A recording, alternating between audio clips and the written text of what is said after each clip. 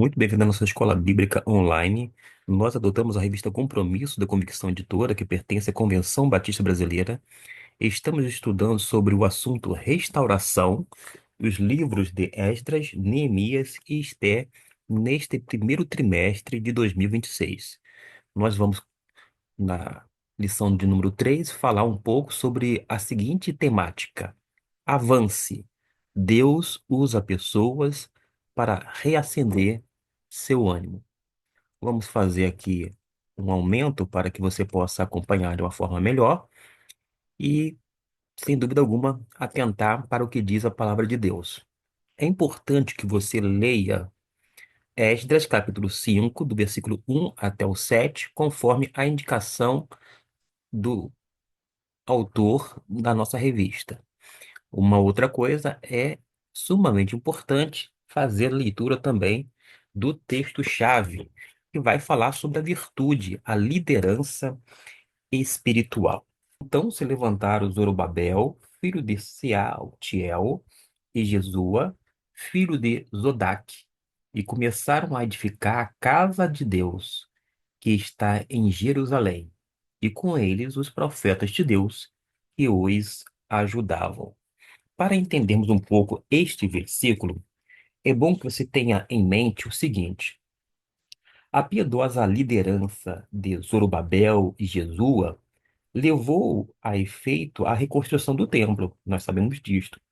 Porém, Esdras vai mostrar dois outros fatores que contribuíram para a vitoriosa restauração da casa de Deus. Qual é a primeira questão? O ministério dos profetas Ageu e Zacarias, e muito contribuíram para a conclusão das obras, apesar de muitos obstáculos, naturalmente, e reveses. A obra de Deus, por exemplo, sempre requer a participação dos seus profetas na realização de seu propósito concernente a qualquer geração. A segunda coisa é que o outro elemento chave na bem-sucedida restauração da casa de Deus foi a dedicação dos anciãos e do do povo como um todo. A gente pode observar isto no mesmo capítulo 5, versículo 8, e comparar com o capítulo 7, versículo 23. E eles não se tornaram, digamos assim, apáticos, nem aceitaram o desafio com indiferença. Pelo contrário, eles progrediram através das palavras, das ações dos dirigentes, do povo, que começaram a trabalhar juntos. E dessa forma dedicaram plenamente-se ao propósito de Deus para este mesmo povo. Os pastores, os diáconos, bem como os demais membros das igrejas cristãs, precisam trabalhar junto, tendo um só propósito, pois é isto que nós aprendemos com a palavra de Deus. Já mencionei que a virtude, conforme está na revista, é liderança espiritual. Vale lembrar que na Bíblia nós não temos a palavra líder. Nós vamos encontrar muitos outros vocábulos atribuídos a esses homens e mulheres de Deus que estavam à frente. Mas, de qualquer forma, a gente vai eh, atentar para isto por causa de quê?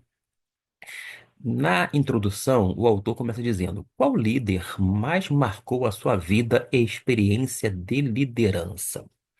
Pois bem, eu poderia reformular: qual pastor, qual membro da igreja, qual irmão em Cristo marcou a sua vida e a sua experiência cristã, ministerial? Isto porque todos nós recebemos pelo menos um dom espiritual. Se você, porventura, acha que não recebeu, está redondamente enganado. Você precisa descobrir, ver qual aptidão, qual dom recebeu da parte de Deus. De repente, o seu pastor, como guia espiritual, quando não, um outro cristão mais experimentado, pode lhe ajudar a fazer essa descoberta. Mas não deixe de servir o Senhor na igreja, bem como na sociedade, com o dom que você já recebeu. Porque a Bíblia diz categoricamente que todos nós temos pelo menos um dom espiritual. E o dom recebido da parte de Deus não é para exibição, não é para o proveito próprio. Pelo contrário, é para o serviço cristão, é para a edificação da Igreja de Cristo. Neste estudo, vemos é, dois profetas sendo mencionados: Ageu, este primeiro aqui, e Zacarias, que foram instrumentos de encorajamento para os judeus. As pessoas precisam entender que nós precisamos sempre exortar. E a palavra exortação dá a ideia de alguém que se coloca ao lado com a seguinte intenção: incentivar, fazer com que a pessoa seja animada, encorajada. Isto, sem sombra de dúvida, é exortação dentro do moldes bíblico.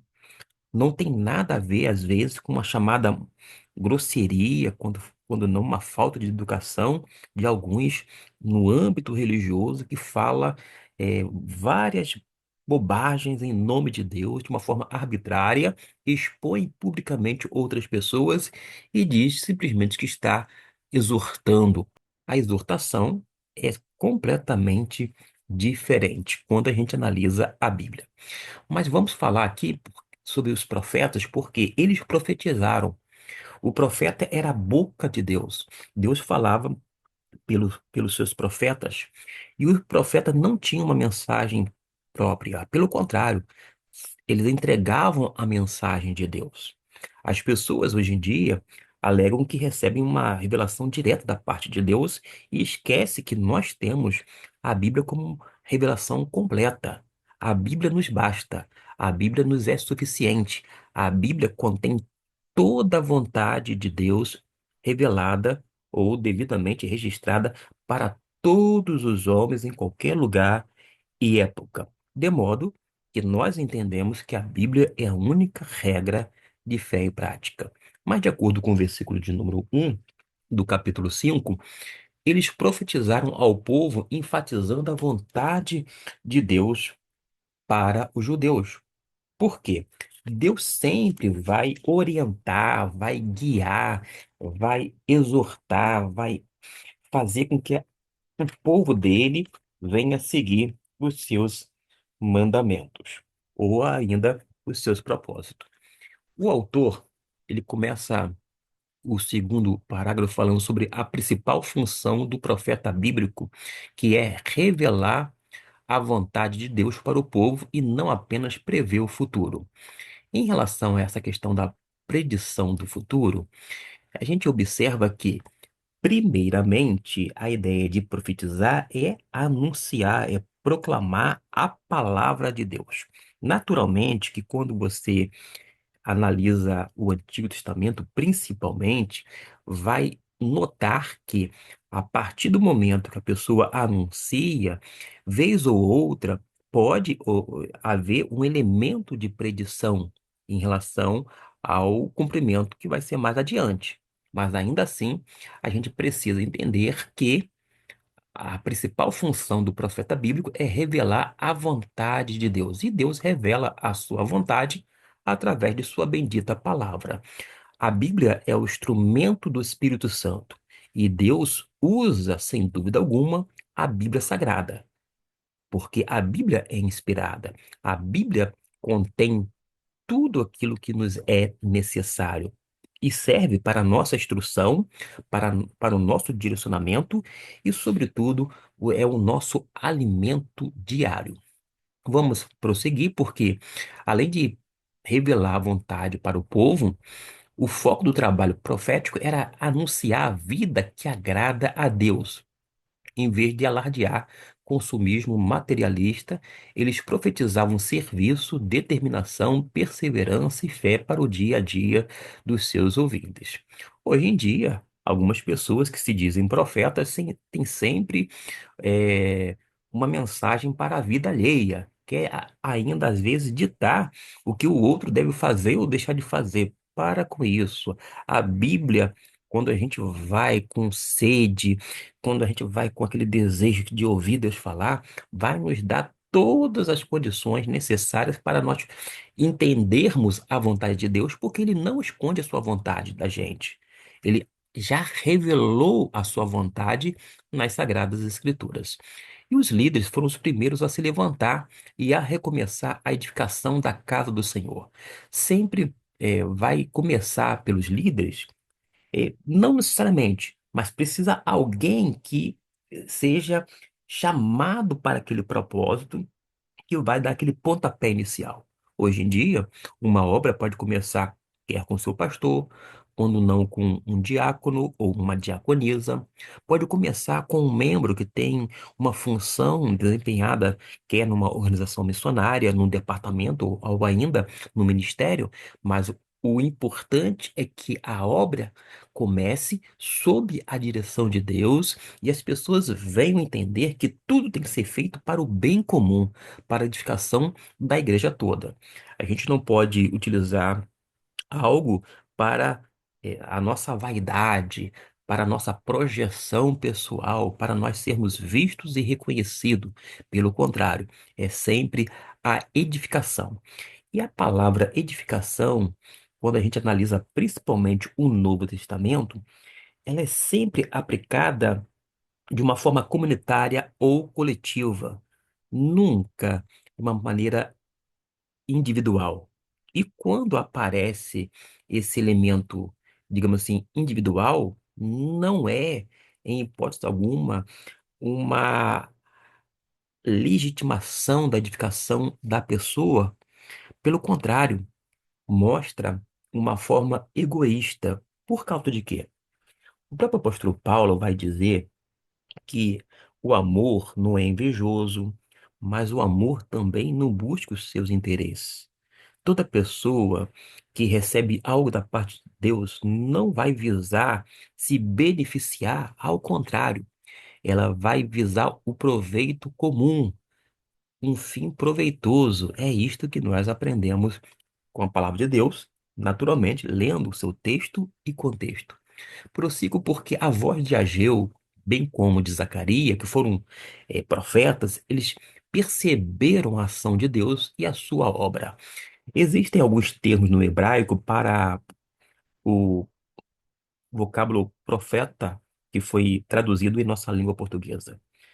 Uma dessas expressões é Ish Elohim, ou seja, é o homem de Deus, que denota um relacionamento íntimo com o Senhor. Todo profeta é alguém que tem comunhão com Deus, que tem proximidade com Deus, que tem uma vivência com Deus. E isto faz toda diferença. E por falar em diferença, porque aqui diz na parte final, eles proporcionaram algumas ações que fizeram toda a diferença. O que vai diferenciar tudo e qualquer é quando o Senhor está na frente, quando a gente busca a direção do Senhor, quando busca fazer a vontade dele e não a nossa. Tem muita gente que quando vai para uma igreja local já tem vários planos, já tem uma agenda feita. Às vezes a agenda sequer é flexível, mas nós precisamos entender que temos que planejar sim, mas submeter todos as nossas ações, os nossos projetos, as nossas metas ao Senhor em oração, buscando sempre a direção do Eterno. Vamos então para a nossa primeira parte em relação à questão do tópico. A percepção da presença de Deus. Alguém vai dizer, mas Deus não tem como sentir Deus. É verdade. Nós não sentimos Deus, porque Deus é espírito. Deus, ele naturalmente, ele se faz presente, mas não de uma forma corpórea, porque como espírito, ele não é limitado nem a tempo, nem ao espaço. Mas acontece que a gente pode perceber a presença de Deus em nossa vida, conduzindo todo o nosso ser, a nossa história, quando não a nossa família e até mesmo a nossa igreja. Quando falo nossa igreja, não que a igreja seja nossa, mas a igreja da qual nós estamos servindo, congregando. Mas a gente não pode ser ingênuo a ponto de pensar que os adversários ficaram parados, inertes, quando eles decidiram abraçar a obra de Deus. Ao contrário, nós vamos observar, conforme Esdras, capítulo 5 versículo 3 ao 7, que os adversários se levantaram e ficaram muito indignados e buscaram impedir a obra de Deus. E o autor da revista fala, para eles a questão era sobre as ordens de quem decidiram retomar a obra até então paralisada. Nós já vimos que ficou um tempão parada. Outra pergunta: quem são responsáveis pela construção? A penalização rigorosa sobre os demais líderes iriam desestimular os demais? No entanto, o que o texto vai afirmar no versículo de número 5? Vamos deixar aqui destacado. Os olhos do seu Deus estavam sobre os líderes dos judeus. Esta versão coloca aqui líderes dos judeus. Eu estou utilizando uma outra versão, gostaria até de fazer a leitura com base nesta, não que esta versão seja melhor, mas apenas para nos ajudar em termos de compreensão e ver como é que ficou nesta versão utilizada.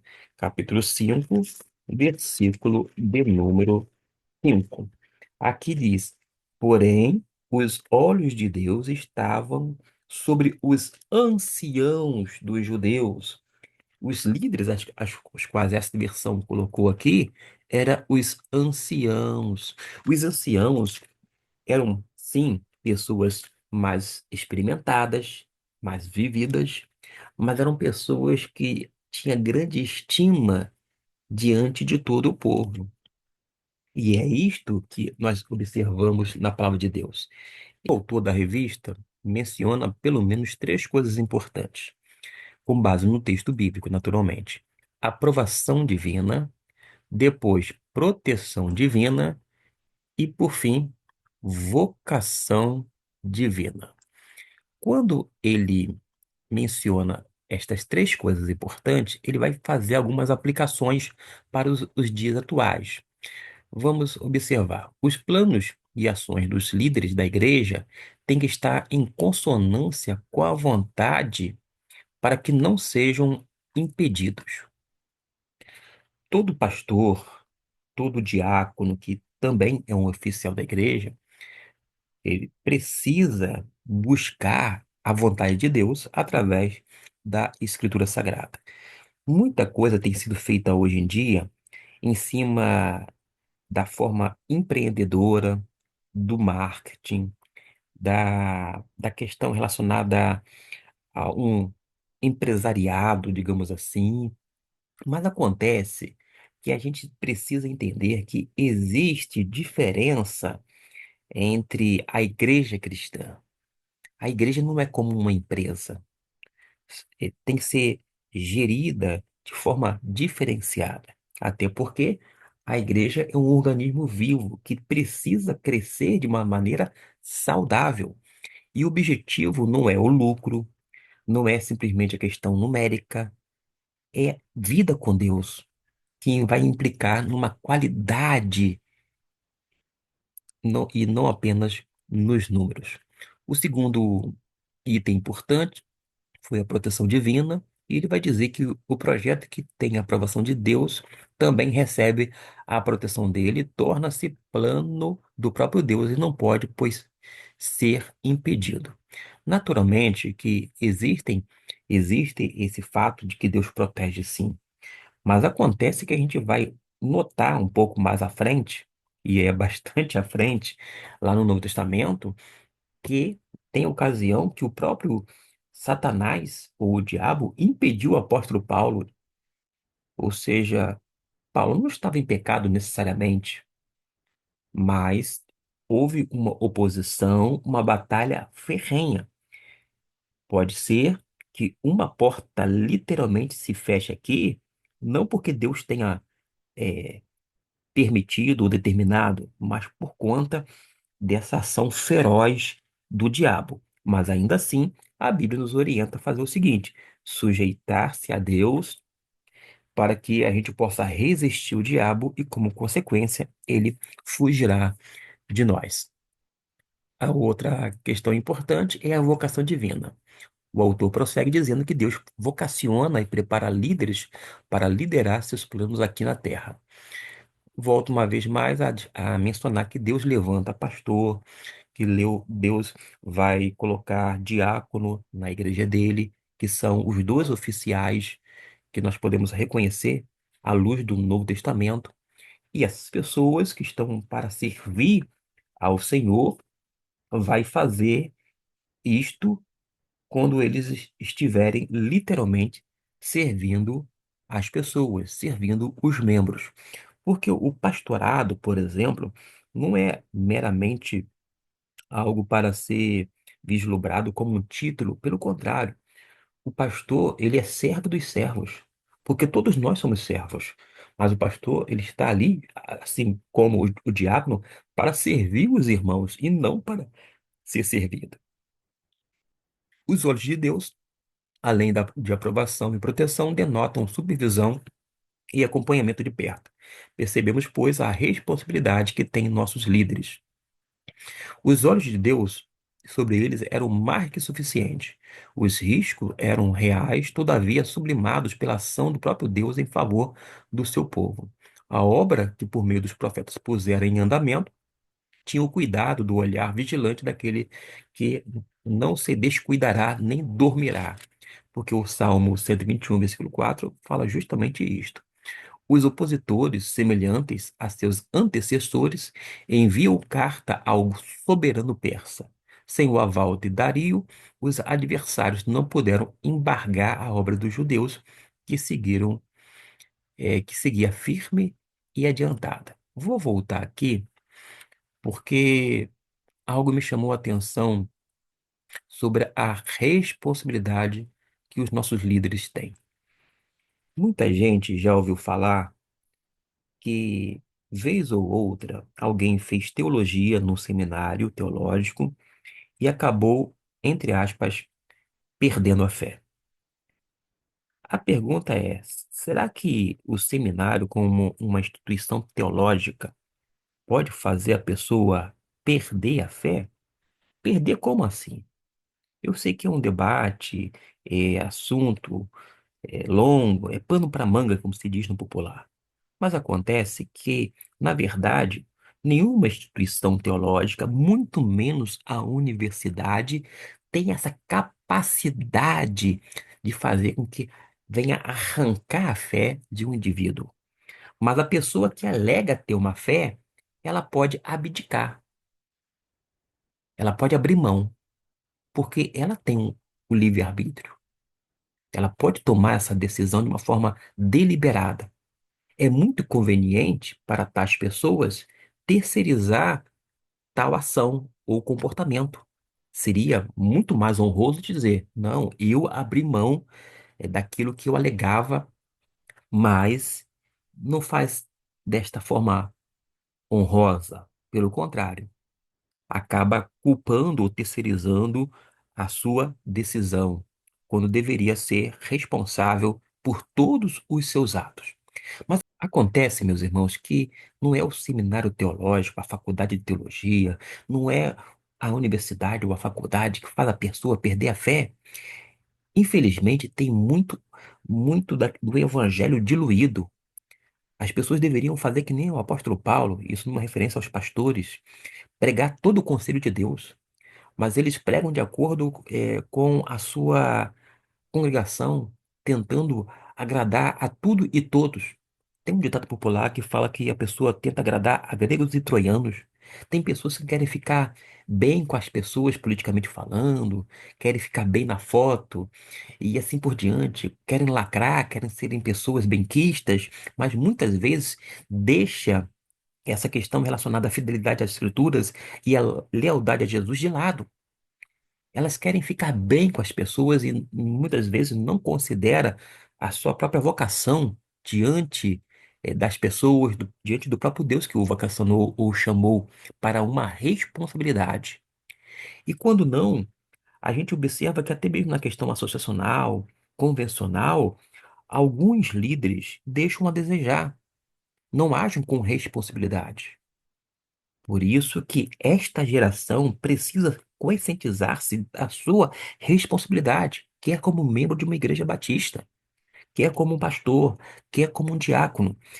Se você está no Arraial Batista, você precisa ser um bom batista, conhecer a sua história, conhecer os seus princípios, conhecer a sua dominação, participar, cooperar e não apenas ficar na torcida ou quando não, ver, vez ou outra, o circo pegar fogo. Você precisa ser responsável para que o nosso arraial venha fazer jus ao nome de cristão, porque nós somos, antes de tudo, cristãos denominados batistas. Dito isto, eu quero ir para o próximo tópico, porque no segundo tópico vai falar sobre a percepção da obra do Senhor. Capítulo 5, versículo 8 até o 10. Eu não farei a leitura destes versículos, mas fará bem se o irmão assim fizer. A carta ao rei descrevia o que estava acontecendo em Jerusalém. O conteúdo daquela carta ainda hoje nos deixa motivados a nos empenhar mais na obra do Senhor. Percebemos claramente que a obra do Senhor tem algumas particularidades. Quais são estas que ele destacou? Algo grande. Algo grande, porque um Deus grande não faz nada pequeno, mas grande como ele é. A sua obra é imensurável, pois visa a eternidade. Uma outra coisa é que não existem limites, seu alcance está além do tempo e do espaço. Eis aqui Neemias capítulo 8, versículo 6, que vale a pena você dar uma pausa nesse vídeo e fazer a leitura. Um outro aspecto destacado pelo autor é este: algo mais bem preparado. E diz assim no versículo de número 8: e as vigas de madeira já estão sendo colocadas nas paredes. E ele vai explicar para você se situar. A madeira posta seria para o acabamento das paredes que seriam revestidas em ouro. O brilho virá sobre nossa vida se nos prepararmos em Cristo Jesus. Aliás, há uma posição em Cristo Jesus. Nós estamos em Cristo Jesus, vivemos nele, para ele, por ele. E a gente precisa entender que não é simplesmente uma experiência. O autor que coloca uma experiência, eu entendo perfeitamente, não estou procurando eh, chifre na cabeça de cavalo, mas a gente poderia, no âmbito da escola bíblica dominical, dizer que a nossa vivência com Jesus, porque é viver com Cristo, viver em Cristo, essa vida cristã, que é uma vida no Espírito, fará com que o brilho dele, isto é, de Cristo, seja visto em nós. Por que digo desta maneira? No meio chamado evangélico, tem muita gente que já teve um monte de experiências.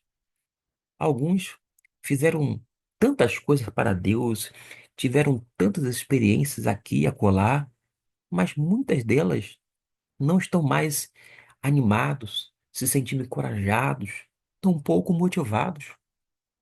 São experiências que ficaram lá atrás, no passado, mas que não tiveram resultado de modo que eles estão perseverantes até o dia de hoje. Agora, a nossa fé em Cristo e a nossa vivência, a nossa vida no Espírito com Cristo e em Cristo, faz com que a gente venha ter alegria, gozo, paz. A gente venha ter aquele senso de justiça aguçado e, sobretudo, a perseverança. Porque a pessoa que está em Cristo, ela vai perseverar na fé, porque a nossa fé não é em alguma coisa, é na pessoa bendita de Cristo Jesus.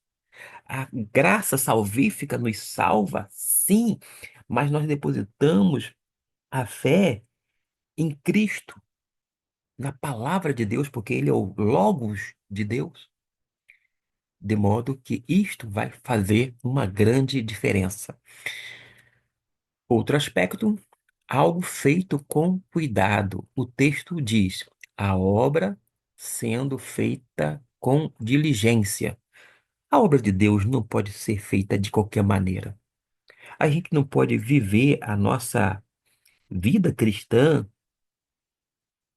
e empurrando assim com a barriga. A gente precisa agir não de uma forma relaxada ou desleixada, mas com diligência. A gente precisa, enfim, dedicar-se, gastar e se desgastar na obra do Senhor, porque a obra de Deus deve ser feita com esmero, tem que ser feita com zelo. E a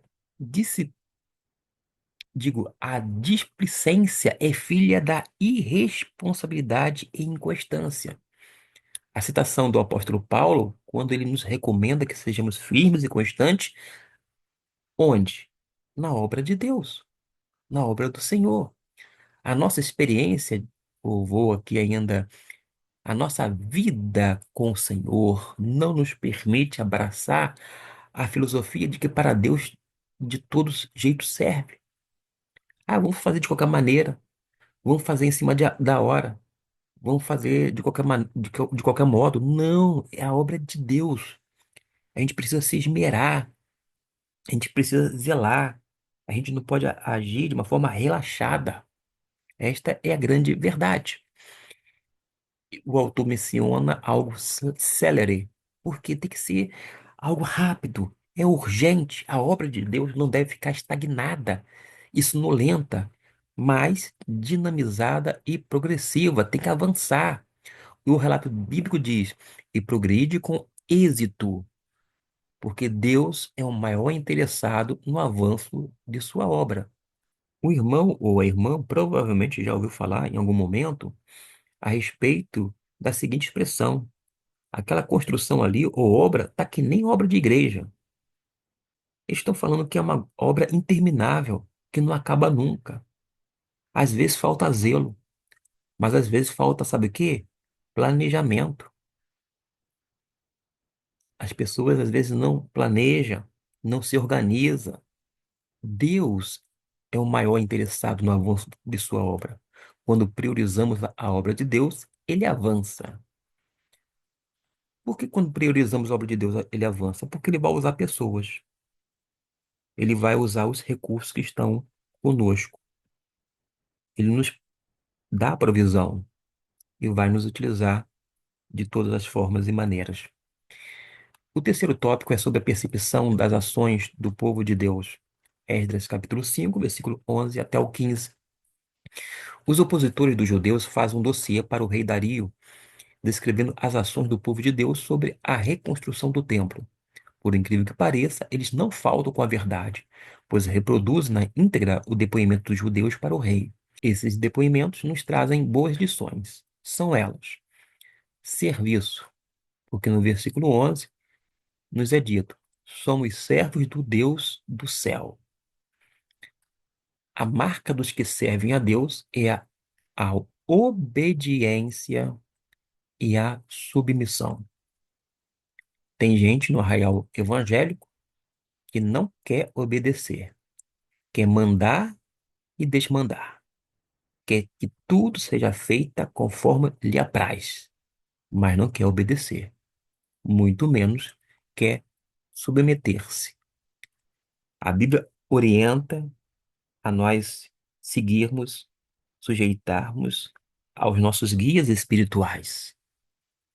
Um guia espiritual que está alinhado com a vontade de Deus, que cumpre o seu ministério de uma maneira correta e que tem uma moral ilibada. Ouvi certa vez de um professor, e na época diretor do Seminário Teológico Batista do Sul do Brasil, o seguinte: a autoridade ministerial, isto é, do pastor, está na sua vida e na sua família. Porque para cuidar de uma família maior que a igreja, é necessário ter o cuidado, primeiramente, com a sua própria família, com a sua esposa, com seu filho ou filhos. O servo sabe que a vontade do seu Senhor é mais importante que a sua. Não é à toa que o apóstolo Paulo disse o seguinte: não sou mais eu quem vive, mas é Cristo quem vive em mim. E não há lugar no coração do servo para reivindicações ou determinações, mas tão somente diante do Senhor, eis-me aqui. Note que nós temos em alguns segmentos ditos cristãos alguns ensinamentos nessa direção. Eu determino, eu ordeno, quer que Deus cumpra aquilo que o indivíduo quer. Mas isto mostra uma petulância, uma arrogância, uma prepotência do ser humano que não conhece Deus. Porque quando nós conhecemos quem de fato Deus é, nós agimos de uma maneira totalmente diferente. Vou dar um exemplo aqui em um Novo Testamento. Quando as pessoas se deparavam com a pessoa bendita de Cristo Jesus e reconheciam o seu senhorio, essas pessoas se colocavam de joelho em adoração. E sabe qual é a implicância, ou a implicação, melhor dizendo, da adoração? É o serviço. Ela passa a seguir Jesus e servir com todo o seu ser. Agora, a expressão eis-me aqui, provavelmente você lembrou de Isaías, eis-me aqui, envia-me a mim. Aquela disposição, aquela disponibilidade, aquele desejo, aquele anelo de fazer a vontade de Deus para que Cristo apareça na nossa vida e não que nós venhamos ter uma projeção no nosso arraial religioso. Temos a missão, e aqui está o versículo 11, parte dele, e estamos reconstruindo o templo. Os judeus tinham nitidamente em suas mentes e coração o porquê estarem de volta a Jerusalém. Eles sabiam, tinham voltado do exílio. E como igreja do Senhor, precisamos entender que não estamos neste mundo a passeio, a entretenimento, a uma diversão, mas temos uma missão. A missão principal, sem dúvida alguma, é adorar ao Senhor.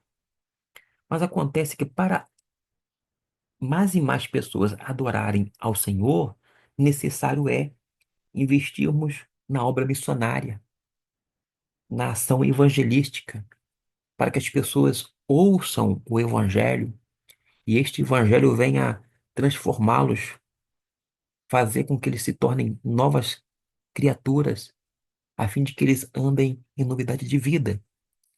Tudo isto porque a missão da igreja, embora consista primeiramente na adoração, tem como implicação essa ação evangelística, fazer com que mais e mais pessoas se tornem testemunhas de Jesus. Identidade, diz assim o versículo em destaque, parte dele, o templo que foi construído e concluído há muitos anos por um grande rei de Israel. Eles evocam suas raízes históricas que revelam o que realmente eles são. Essa grande casa foi edificada por um grande rei para cultuar um grande Deus e diziam: somos um grande povo. Está claro que a obra descrita tinha a ver com a identidade dos judeus. Vou deixar aqui destacado a identidade. E nossa história nos liga a um rastro de sangue com aqueles que tombaram por sua fé em Cristo. Eu deixei de uma forma proposital aqui identidade, porque como eu estou me referindo primeiramente a crentes de igrejas batistas, nós temos que ver a nossa identidade batista. Existem pastores que estão no ministério batista, mas não são batistas de fato e de verdade. Temos membros de igrejas batistas que estão nas igrejas batistas, mas não são membros que faz jus ao nome batista, tampouco ao legado dos batistas, à história dos batistas, às doutrinas batistas e aos princípios batistas. Nós temos visto muita gente que está literalmente jogando bola nas nossas costas. Pessoas que deveriam, já que está no Arraial Batista, debaixo dessa bandeira, mesmo sendo antes de tudo cristãos, porque somos cristãos denominados batistas, mas que presta um desserviço à nossa história, à nossa denominação. Melhor seria que, já que se identifica com alguns outros grupos cristãos dentro do meio evangélico, que procurassem estas igrejas e, debaixo da bênção de Deus, cooperasse com tais grupos. Mas tem gente que é batista só no nome, não o é de coração, muito menos por convicção. De uma forma graciosa, Deus não apenas me orientou, guiou os meus passos, mas eu creio que Ele quis que eu fizesse parte desse arraial. Não porque o nosso arraial seja perfeito ou melhor do que outrem, pelo contrário, até mesmo por causa deste, já indica que não é composta de pessoas perfeitas. Mas acontece que é um arraial que vale a pena a gente estar, colaborar dentro da nossa possibilidade, mas sem abrir mão das coisas principais: fidelidade às Escrituras, lealdade a Jesus, da importância de termos a nossa família diante de Deus, de termos uma casa ou lar forte, para que, como membro da igreja, possamos ter uma igreja forte, porque o nosso Deus é forte e o nosso Deus fortalece as famílias debilitadas, assim como a minha, e mantém, sustém e faz com que o nome dele seja glorificado. Temos também convicção. No versículo 12, nossos pais irritaram. O comentário do autor é muito comum diante do fracasso apontar culpados para essa má situação. A síndrome de Adão, que é uma espécie de terceirização, é evidenciada pela maioria. O responsável será sempre o outro. Todavia, os judeus tinham a real consciência de que a ira de Deus viera como justiça pelos seus pecados. E eis aqui Provérbios 28, 13. Disciplina, ele os entregou, porque os judeus sabiam que o Senhor os disciplinara. A ruína viera sobre eles como consequência de sua desobediência e não por falta de sorte ou imprevisto qualquer.